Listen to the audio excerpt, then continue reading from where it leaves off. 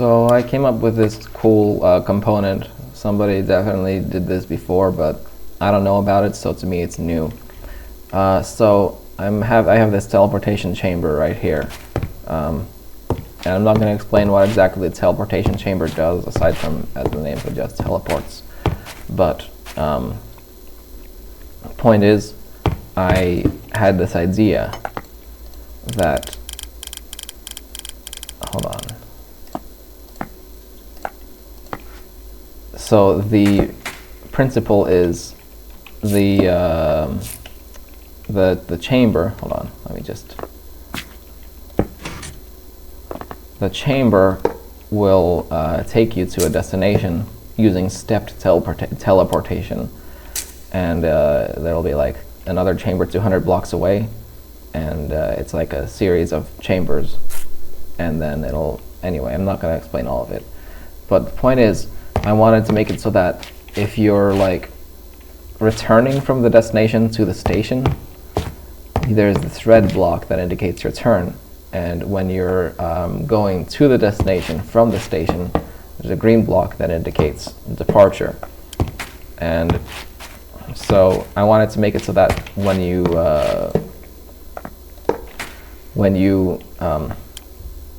you're returning, there's the red block, right? And then when you press the button to start your departure, a piston would retract and then replace that red block with a green block, right? And so I built this mechanism right here. It's really cool.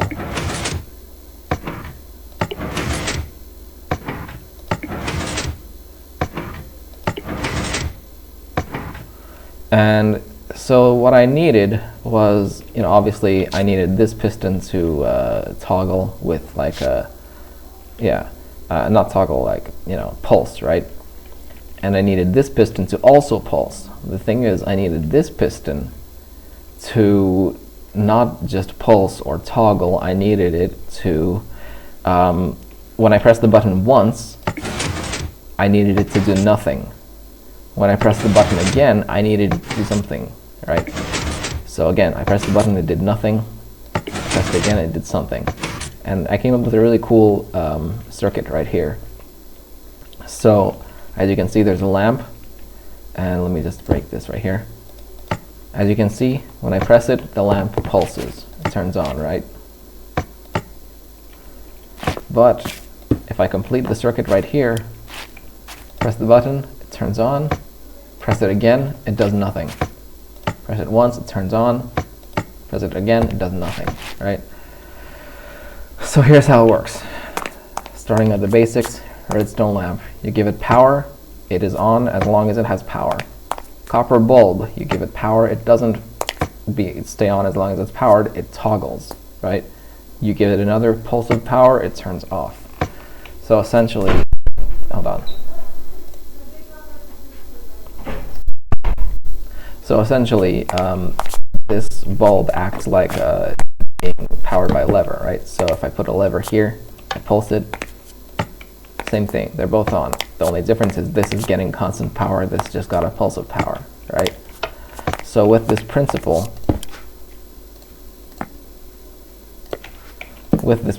you can make a button act like a lever very easily. And this is not something I discovered. This is called a T flip-flop. That was already a thing before the copper bulb, but it became a lot more compact when the copper bulb was released. Wait, no, I don't need an observer, I need a lamp. So this button, right? Okay, let me just put a lever here. If I flip the lever, the light stays on, right? If you have a button, the light does not stay on, right? If you have a T flip-flop, the button acts as a lever, you see? So, with that principle,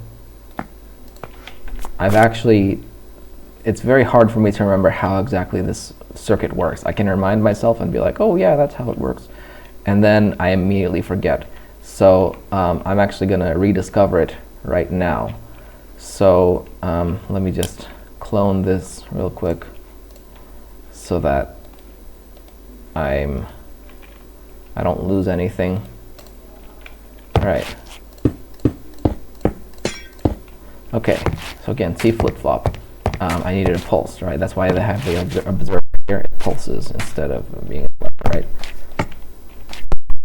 A quick pulse. The reason I have an observer is because if, for example, if I have a piston here, it acts as a block spitter, right? Sticky pistons, the block sticks to them, right? But if you give it a quick enough pulse, it actually spits out the block, and if you give it that pulse again, it retracts the block. So that's what I needed. So you pulse it. Every time you press the button, it does something, right? In this case, it turns on the light for a second. But I need to make it so that when I press the button, it lights up, and then when I press the button a second time, it doesn't do anything. Okay, so how do you do that? How did I have it here? Okay, I have a bulb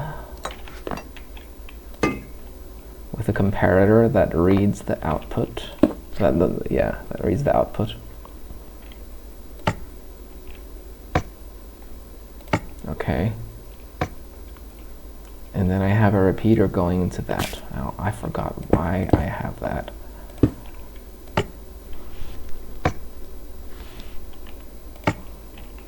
Wait.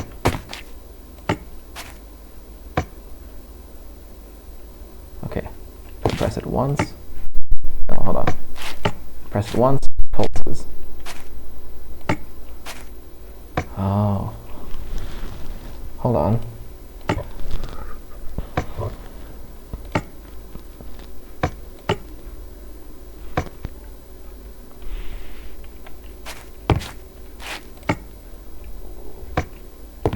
So because of this circuit right here, this is a T flip-flop, acts as a lever, and so, hold on, yeah, and so when I flip this, this travels to the bulb and turns it on.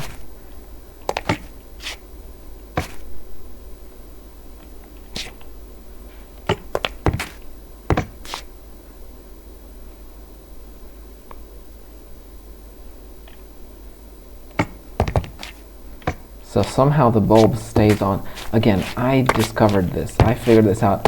I don't remember why it works. I remember I forgot how it worked, and then I retaught myself. I was like, oh, this is how it works. And then I forgot again, and then I taught myself again, and now I forgot again. Point is, it's a cool thing, and it works. I needed it for a certain mechanism, right? It works. You press it once, it does a thing. You press it again, it doesn't do a thing. Really cool. I think it's cool. So I'm gonna end the recording now. Goodbye.